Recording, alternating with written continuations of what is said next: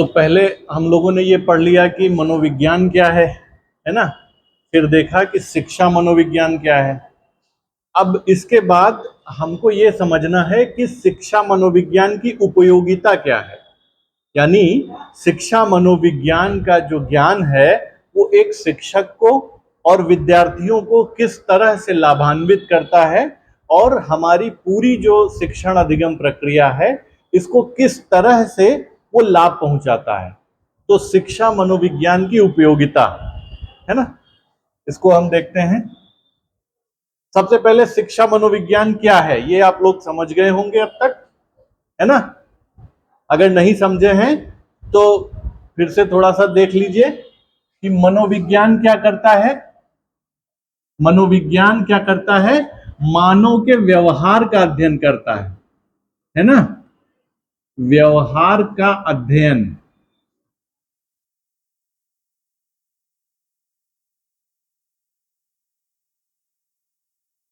मनोविज्ञान का कार्य है मानव के व्यवहार का अध्ययन करना। जैसे कई इसकी जो है शिक्षा मनोविज्ञान की परिभाषाएं भी आप लोगों ने पढ़ी हैं, जिसमें जैसे शिक्षा मनोविज्ञान व्यक्ति के जन्म से लेकर के वृद्धावस्था तक के सीखने के अनुभवों का वर्णन और व्याख्या करता है। यानी हम जो कुछ भी सीखते हैं आजीवन, शिक्षा मनोविज्ञान का संबंध उस जो है हमारे जीवन के पहलू से है। तो व्यवहार का अध्ययन मनोविज्ञान कर रहा है। शिक्षा मनोविज्ञान क्या कर रहा है, ये शैक्षिक परिस्थितियों में अध्ययन कर रहा है। शैक्षिक परिस्थितियां, शैक्षिक परिस्थिति का क्या मतलब है। शैक्षिक परिस्थिति का मतलब है कि जैसे हमारी जो शिक्षण अधिगम प्रक्रिया, जैसे हमारा क्लासरूम है, मनोविज्ञान मानव के व्यवहार का अध्ययन करेगा, वो चाहे कार्य क्षेत्र में हो, चाहे समाज में हो, चाहे परिवार में हो, सभी का अध्ययन करेगा। लेकिन शिक्षा मनोविज्ञान उस व्यवहार का अध्ययन करेगा जिसका संबंध शिक्षा से है, सीखने सिखाने की प्रक्रिया से है, अधिगम से है। यानी जैसे क्लासरूम में, कक्ष में विद्यार्थी की के व्यवहार का जब अध्ययन किया जाता है तो वो विषय वस्तु शिक्षा मनोविज्ञान की होती है। ठीक है, आगे चलते हैं नेक्स्ट।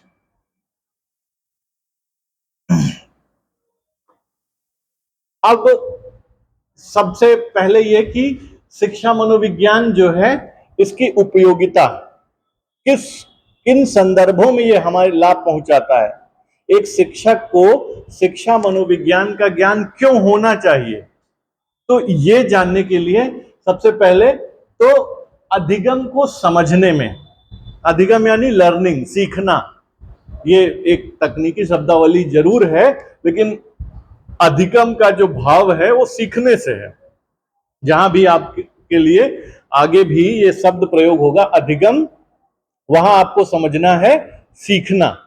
तो अधिगम को समझने में, यानी जो भी लर्निंग प्रोसेस है पूरा, जो हमारी शिक्षण अधिगम प्रक्रिया है, उसको समझने में शिक्षक को शिक्षा मनोविज्ञान सहायता करता है।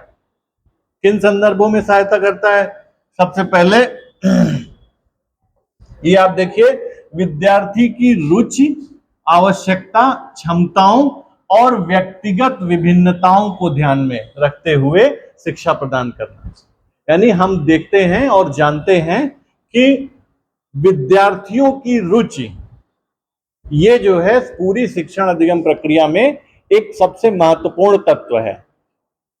अगर हम विद्यार्थियों के इंटरेस्ट को जानेंगे तो उसका क्या लाभ होगा कि हम उनकी रुचि के अनुरूप जो है विषय वस्तु का प्रस्तुतिकरण करेंगे। जैसे सीखने में रुचि का बहुत महत्वपूर्ण योगदान होता है। आप लोग खुद इसका अनुभव कर सकते हैं कि आप उस काम को अधिक देर तक अधिक प्रभाविकता के साथ कर सकते हैं जिसमें आपका इंटरेस्ट हो। अगर आपका इंटरेस्ट है तो आप उस काम को करने में दिलचस्पी रखते हैं, तो आप उस कार्य को अधिक देर तक और अधिक प्रभाविकता के साथ कर सकते हैं।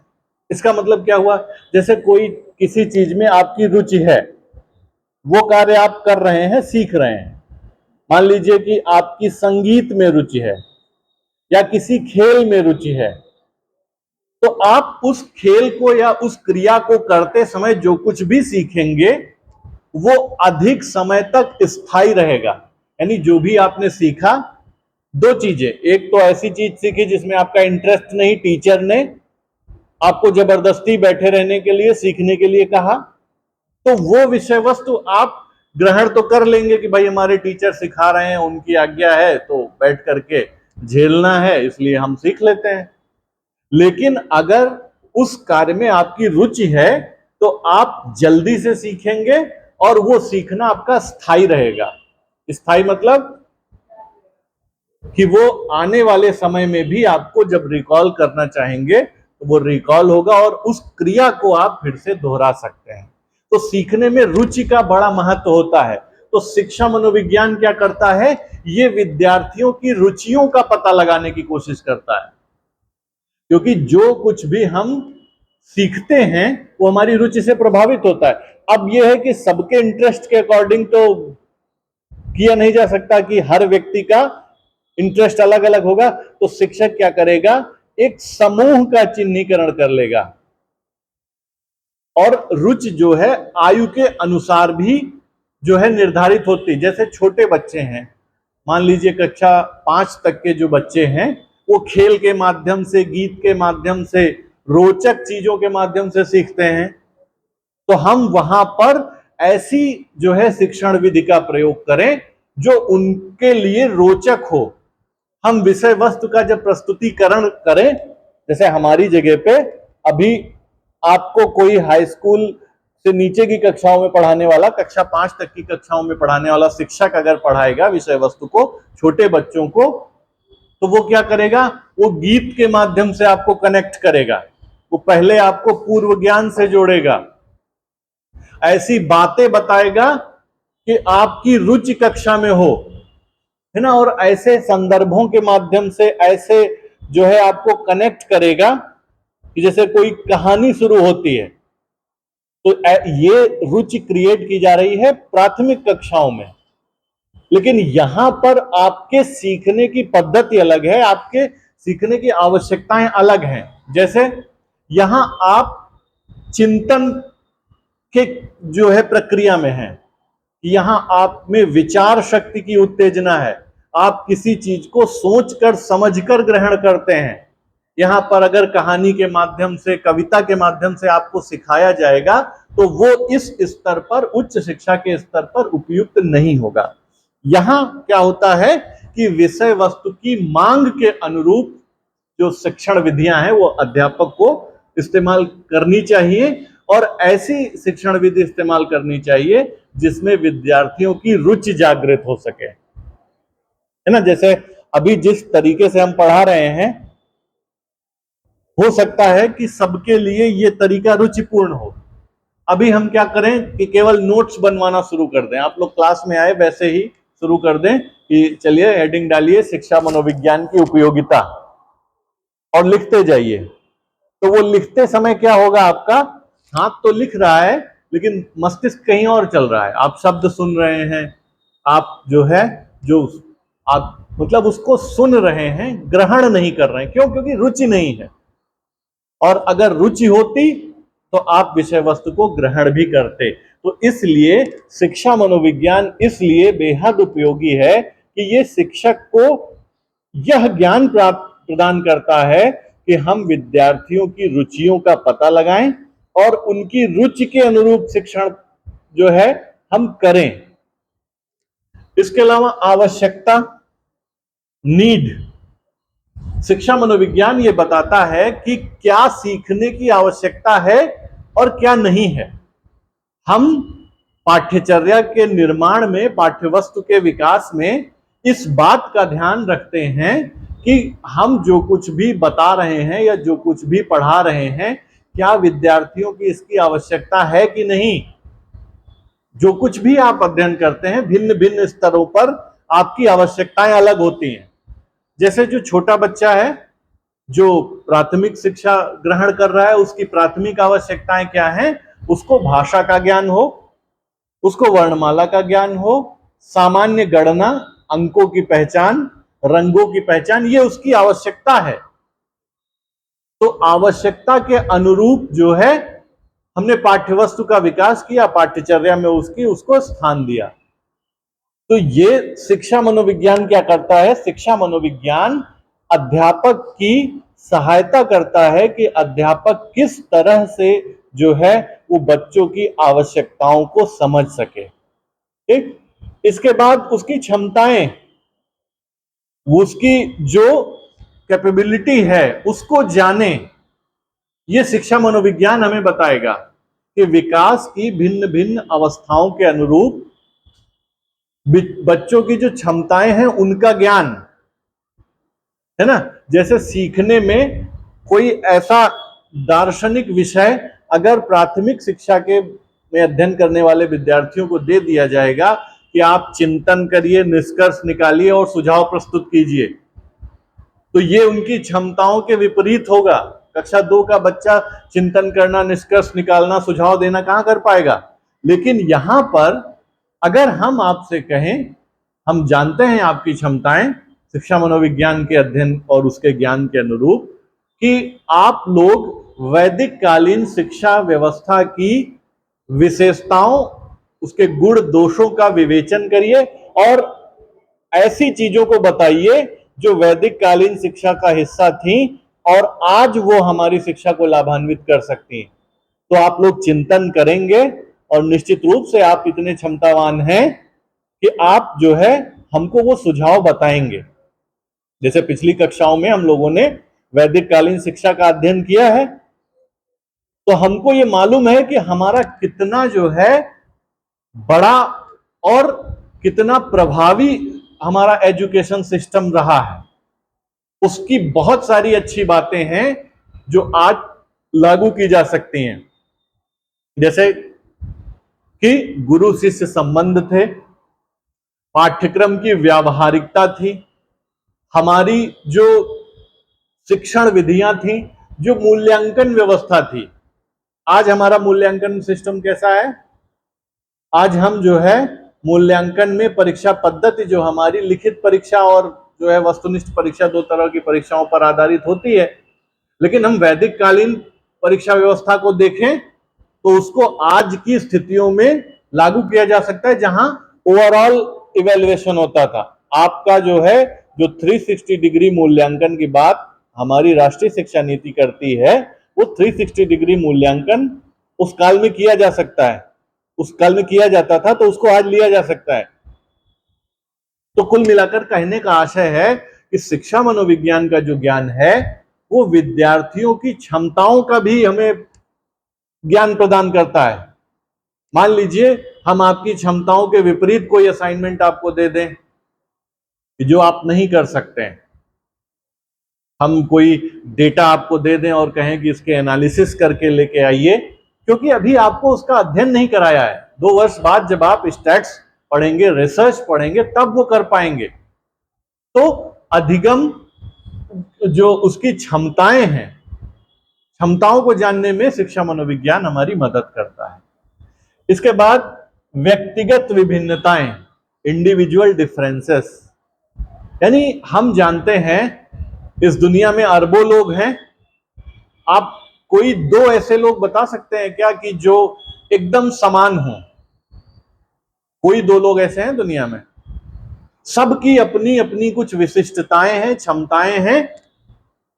जैसे कभी कभी हमको लगता है कि देखने में जुड़वा भाई हैं, वो एक जैसे हैं, लेकिन वो देखने में हैं, शारीरिक संदर्भों में हो सकते हैं, लेकिन मानसिक क्रियाओं के संदर्भ में उनमें भी विभिन्नता होगी। तो व्यक्तिगत विभिन्नता जो है वो शिक्षक के लिए एक बहुत महत्वपूर्ण विषय है। क्यों? क्योंकि हर विद्यार्थी दूसरे विद्यार्थी से अलग है, उसकी अपनी कुछ विशिष्टताएं हैं, अपनी उसकी कुछ विशिष्ट क्षमताएं हैं, सबकी रुचियां अलग अलग हो सकती हैं। तो हमको क्या करना है कि हमको कुछ बच्चों को ध्यान में रख के शिक्षा नहीं प्रदान करनी है, हमको सभी विद्यार्थियों की आवश्यकताओं का, उनकी क्षमताओं का आकलन करते हुए अध्यापन कार्य करना है। ये ध्यान रखना, ऐसा नहीं कि मान लीजिए 30 बच्चों की कक्षा है और 30 बच्चों की कक्षा में हमने सामने 4 बच्चों से पूछ लिया कि जो बताया वो समझ गए, तो उन्होंने स्वीकारोक्ति दे दी कि हाँ समझ गए। तो ऐसा नहीं है कि पूरी क्लास समझ गई, सबके सीखने के अलग तरीके होते हैं, अलग पैटर्न होते हैं। हो सकता है कि हम जिस विधि से सिखा रहे हैं उस विधि से आप ना सीख पा रहे हो, तो हमको क्या करना चाहिए, हमको अपनी विधि बदलनी चाहिए। जैसे शिक्षा मनोविज्ञान का जो ज्ञान है, बाल मनोविज्ञान का जो ज्ञान है, वो कहता है कि अगर कोई विद्यार्थी असफल हुआ तो ये असफलता विद्यार्थी की नहीं है, ये असफलता उसके शिक्षक की है। क्यों? क्योंकि हर व्यक्ति में सीखने की अपार संभावनाएं होती हैं। हमको क्या करना होता है, हमको उसके सीखने की गति, रुचि और क्षमताओं के मुताबिक चलते हुए उसे सिखाने की जरूरत होती है। क्योंकि शिक्षक का रोल क्या होता है, शिक्षक का रोल होता है पथ प्रदर्शन करने का, एक मार्ग दिखलाने का। क्षमताएं आप में पहले से हैं। जैसे शिक्षा की जब आप परिभाषा पढ़ते हैं तो विवेकानंद जी क्या कहते हैं कि शिक्षा मनुष्य में अंतर्निहित पूर्णता की अभिव्यक्ति है। मतलब वो पूर्णता आप में विद्यमान है, वो आवरण से ढकी हुई है। हमको क्या करना है, उस आवरण को हटाना है और उन शक्तियों को, योग्यताओं को बाहर लाना है। जैसे एक बरगद का बीज होता है, बरगद के बीज को अगर आप अलमारी में रख देंगे तो वो कभी वृक्ष नहीं बन पाएगा। लेकिन अध्यापक का क्या दायित्व है, उस बरगद के बीज को जिस तरह से माली जमीन में रोपता है, उसको पर्याप्त खाद, पानी, प्रकाश आदि की व्यवस्था सुनिश्चित करता है, यह सुनिश्चित करता है कि उसके आसपास कोई खरपतवार न उग पाए जो उसकी जो है ऊर्जा को ले ले। तो अध्यापक का दायित्व भी कुछ ऐसा ही है कि हम आपकी जो बाधाएं हैं उसको हटाएं। सीखना आपको स्वयं है, विषय वस्तु हम दे सकते हैं, तथ्य हम दे सकते हैं, लेकिन सीखेंगे आप स्वयं। तो अध्यापक अगर व्यक्तिगत विभिन्नताओं का ध्यान रखेगा कि एक विद्यार्थी दूसरे विद्यार्थी से अलग है। बहुत सारे विद्यार्थी ऐसे होते हैं कि जो परीक्षा में बहुत अच्छे मार्क्स लाते हैं, लेकिन जब हम उनसे बात करते हैं तो वो अपने आप को व्यक्त नहीं कर पाते। उनके पास आइडिया हैं, उनको लिखित रूप में व्यक्त कर देते हैं, लेकिन मौखिक रूप से नहीं कह पाते। कुछ विद्यार्थी इसके विपरीत होते हैं कि जो मौखिक रूप से तो बहुत अच्छा बताते हैं, लेकिन जब परीक्षा में लिखने के लिए आता है तो वो वहां पर अभिव्यक्त नहीं कर पाते। यही इंडिविजुअल डिफरेंसेस हैं, यही व्यक्तिगत विभिन्नता है कि एक विद्यार्थी दूसरे विद्यार्थी से अलग है। अलग किन संदर्भों में है, रुचियों में है, क्षमताओं में है, अवधान में है। आपकी जो मानसिक दशाएं हैं वो सबकी अलग अलग हैं। भले ही आप एक क्लासरूम में एक साथ एक जैसी यूनिफॉर्म पहन करके बैठते हैं, लेकिन आपका जो मानसिक पटल है उसमें पर्याप्त विभिन्नता है। तो शिक्षा मनोविज्ञान क्या करता है, शिक्षा मनोविज्ञान की ये एक बहुत बड़ी देन है कि हम इसके द्वारा बच्चों की जो ये विभिन्नता है इसका हम इस पता लगाते हैं। जैसे बहुत लोग तथ्य जानते हैं लेकिन वो भाषा नहीं जानते। हम जानते हैं कि ये विद्यार्थी इस प्रश्न का उत्तर जानता है, लेकिन जिस भाषा में हम पूछ रहे हैं उस भाषा में नहीं जानता है। ज्ञान है, ज्ञान को अभिव्यक्त करने का माध्यम उसका अनुकूल क्या है, ये शिक्षक को पता होना चाहिए। तो इसलिए एक शिक्षक के लिए व्यक्तिगत विभिन्नताओं का जो महत्व है वो बहुत ज्यादा है। इसके बाद जो बहुत सारे अधिगम सिद्धांत हैं, थ्योरी है लर्निंग की, आगे आप लोग पढ़ेंगे। थॉर्नडाइक, स्किनर, है ना, पावलोव, बहुत सारे मनोवैज्ञानिक हैं जिन्होंने अपने प्रयोगों के आधार पर सीखने से संबंधित सिद्धांत दिए हैं। जैसे ट्रायल एंड एरर थ्योरी है, प्रयत्न एवं भूल का सिद्धांत। जैसे हम कुछ भी सीखते हैं तो बार बार उसका अभ्यास करते हैं, हमसे गलतियां होती हैं, फिर सीखने के अभ्यास की प्रक्रिया में गलतियां कम होती जाती हैं और एक बार हम गलतियां करना बंद कर देते हैं, सीख जाते हैं, है ना। ये सब इंटरमीडिएट में पढ़ा होगा तुम लोगों ने, प्रयत्न एवं भूल का सिद्धांत, जिसमें जिन्होंने भी एजुकेशन पढ़ा है वो पढ़े होंगे। तो शिक्षा मनोविज्ञान हमको अधिगम के कुछ सिद्धांतों का अध्ययन करने के लिए प्रवृत्त करता है जो उसकी स्वयं में उपयोगिता है। ठीक, आगे चलते हैं। क्या है, कोई प्रश्न है क्या? इसके बाद शिक्षण विधियों का चयन। शिक्षण विधियां यानी अध्यापक जिन तरीकों के माध्यम से पढ़ाता है, जैसे लेक्चर मेथड है ना, कभी कभी डिमोस्ट्रेट करके चीजों को दिखाता है। शिक्षण विधियां जो होती हैं वो विषय वस्तु के अनुरूप होती हैं कि क्या पढ़ाना। अगर थ्योरी पढ़ानी है तो हम उसको ओरल पढ़ा सकते हैं, ऑनलाइन भी आपको कंटेंट दे सकते हैं वीडियो लेक्चर्स के माध्यम से। लेकिन अगर प्रैक्टिकल करके दिखाना है तो वो विषय वस्तु के अनुरूप, जैसे विज्ञान का शिक्षक है तो वो कोई प्रैक्टिकल दिखाएगा तो कैसे दिखाएगा, वो आपको प्रयोगशाला में ले जाकर के, अगर दो केमिकल के मिलने से कौन सा तीसरा अवयव बनता है तो प्रयोगशाला में आपको दिखाना पड़ेगा। इसलिए आप देखिए वैदिक काल में बहुत सारी शिक्षण विधियां थी, जिसमें देशाटन विधि थी, वाद विवाद विधि थी, प्रश्नोत्तर विधि थी। हमारे उपनिषदों की जो शैली है वो प्रश्नोत्तर शैली है, यानी एक पात्र दूसरे पात्र से प्रश्न करता है और वो प्रश्न उसके व्यक्तिगत नहीं होते हैं, वो प्रश्न सामूहिक होते हैं। जैसे हम ये पढ़ रहे हैं कि शिक्षा मनोविज्ञान शिक्षण विधियों के चयन में सहायक होता है, तो यहां पर ये सामूहिक प्रश्न है कि शिक्षण विधि से क्या मतलब है। तो ये सामूहिक प्रश्न जो है, हमको इस प्रश्न को एड्रेस पहले करना चाहिए कि शिक्षण विधि का मतलब है अध्यापक द्वारा विषय वस्तु और जो संबंधित ज्ञान है वो विद्यार्थियों तक कैसे पहुंचाया जाए। केवल ज्ञान नहीं, स्किल भी, कौशल। उस ज्ञान और कौशल को विद्यार्थियों तक कैसे पहुंचाया जाए, इस तरीके का जो चुनाव अध्यापक करता है हम उसको शिक्षण विधि कहते हैं। ये लेक्चर मेथड हो सकता है, ये प्रैक्टिकल मेथड हो सकता है कि हम प्रयोगशाला में ले जाकर के जो है प्रयोग करें, है ना। तो शिक्षण विधियां जो है वो बहुत महत्वपूर्ण होती हैं कि हम किस तरीके से पढ़ा रहे हैं। जैसे सुलेख विधि होती है ना, इमला बोल करके लिखवाया जाना, तो ये हम लिखवाएंगे तो ये ट्रांसफर ऑफ फैक्ट्स होगा कि हमको जो जानते हैं वो आपकी कॉपी बुक तक, नोटबुक तक पहुंच गया, उसमें लर्निंग नहीं होगी, है ना। तो हमको ये ध्यान, यहां पर ये होता है कि किस परिस्थिति में कौन सी शिक्षण विधि उपयोगी होगी, यानी हम जो कुछ भी पढ़ा रहे हैं वो परिस्थिति के अनुसार कौन सी शिक्षण विधि पढ़ाने की जरूरत है। ठीक, अभी आगे आप पढ़ेंगे तो मनोविज्ञान में ही अनेक सारे प्रयोग भी हैं।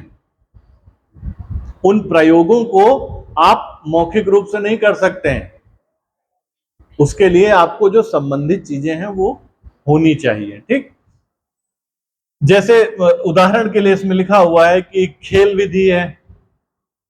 खेल विधि प्रारंभिक कक्षाओं के लिए उपयुक्त है कि मान लीजिए वहां पर बच्चों को रंगों का ज्ञान कराना है, पहले हम डेमोस्ट्रेट करके उनको बता देंगे कि कौन सा रंग है।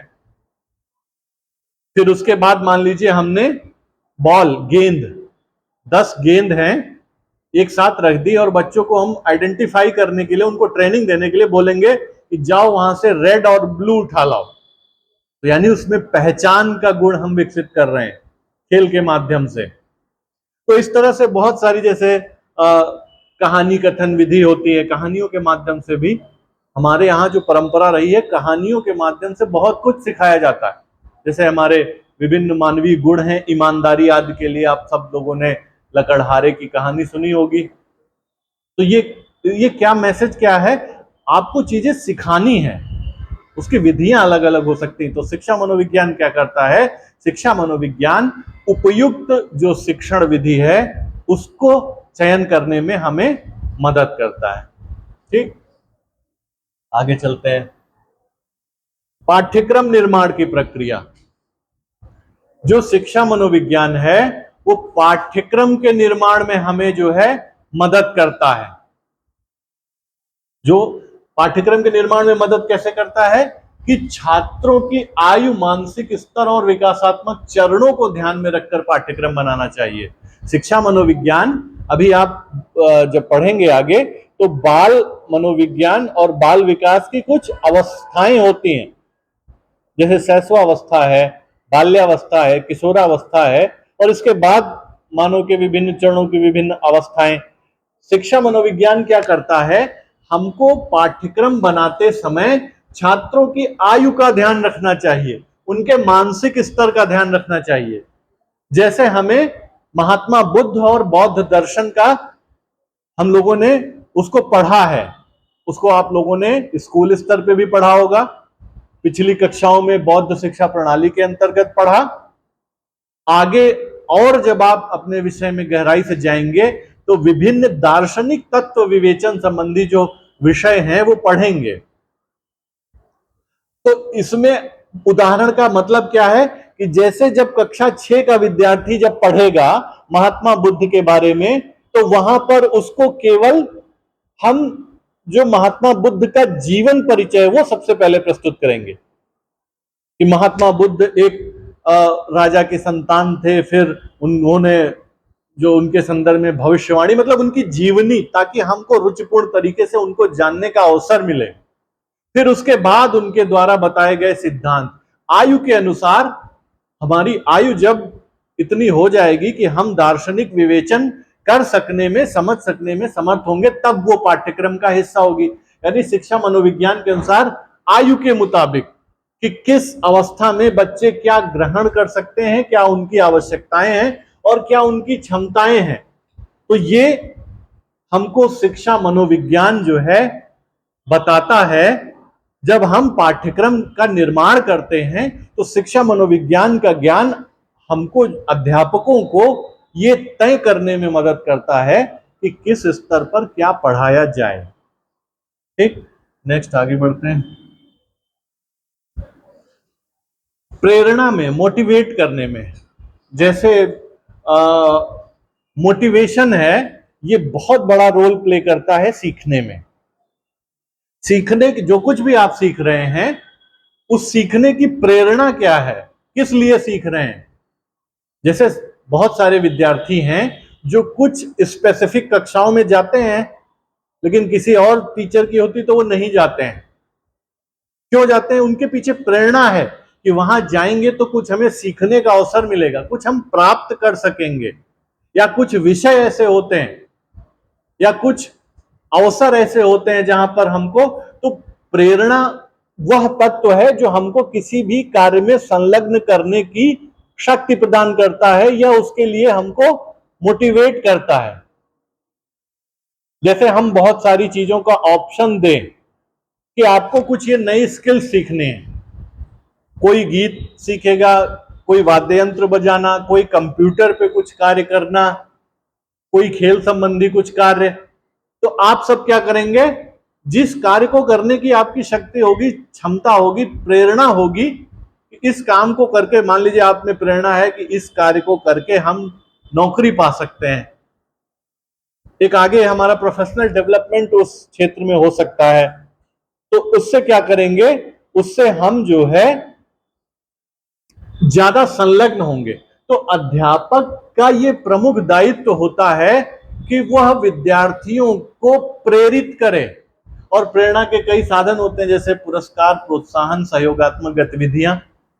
मान लीजिए पुरस्कार की बात की जाए कि इस जो है लेक्चर के बाद इसके संबंध में हम आपका एक मौखिक परीक्षण लेंगे, और उस मौखिक परीक्षण में हम श्रेणी बनाएंगे, जो टॉप 3 होंगे उनको हम पुरस्कृत करेंगे।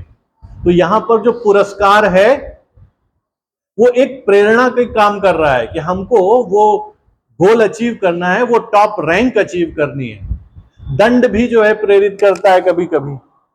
दंड कैसे प्रेरित करता है कि मान लीजिए कि अगर हम यही मौखिक परीक्षा जो ले रहे हैं, इसमें जो लोग निर्धारित हमारी जो अपेक्षाएं हैं उससे कम आएंगे, उनको यहीं बैठकर 10 पेज जो है कुछ लिख करके दिखाना पड़ेगा। तो आपके लिए लिखना ये दंड होगा, है ना। जैसे सेना में दिया जाता है ना कि अगर आप लेट हो गए तो 10 चक्कर मैदान के लगा करके आइए।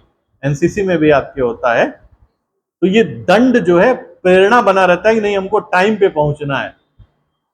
तो ये जो है कुल मिलाकर के शिक्षा मनोविज्ञान का जो है वो उपयोगिता है कि किन किन संदर्भों में शिक्षा मनोविज्ञान हमारे लिए उपयोगी है।